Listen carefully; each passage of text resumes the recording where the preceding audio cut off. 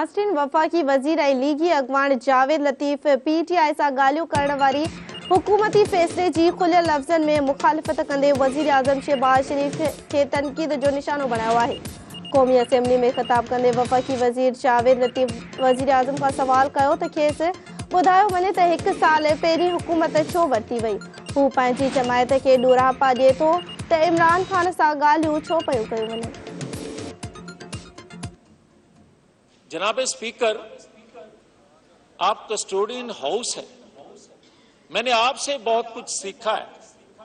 मैं आपकी खिदमत में ये सवाल रखता हूं कि इस हाउस की कोख से पाकिस्तान के तमाम अदारे रोशनी लेते हैं, रहनुमाई लेते हैं, ये कानून बनाता है, तो फिर मुझे कोई बताए कि इस हाउस से रोशनी, रहनुमाई, कानून बनाने वाले अदारे से यहां बैठ के अगर कोई बात करता है तो कोई अदारा कहे कि जेर जबर ऊंची आवाज में बात कर दी तौहीन अदालत हो गई।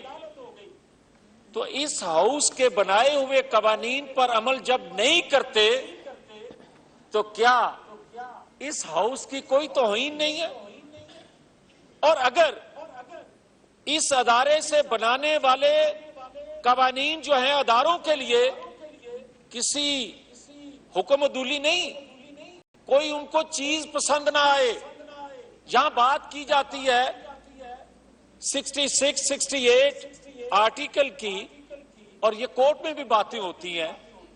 मुझे बताए कोई, मैं तो एक स्टूडेंट हूं, मगर मुझे ये कोई बता तो दे कि क्या दुनिया भर में अदालती फैसलों पर बात नहीं होती, रायजनी नहीं होती, और कौन सी बात है जो यहां की जा रही है?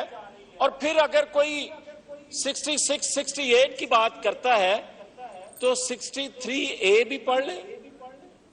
क्या पंजाब में 63A को रीराइट नहीं किया गया? और एक दफा नहीं, 2 दफा।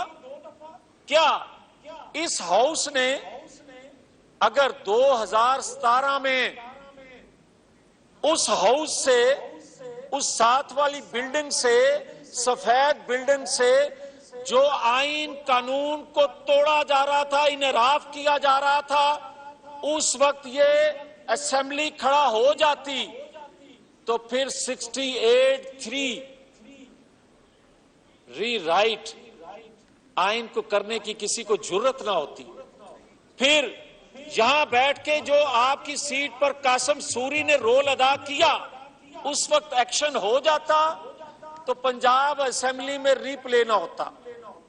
मगर मुझे ये पूछना है जनाब स्पीकर कि क्या इस साथ वाली बिल्डिंग से जो भी फैसले पिछले 7-8 साल से आ रहे हैं और हर फैसला उसको नई सियासी जिंदगी देने का सबब बनता है, क्या ये महज इत्तफाकात है?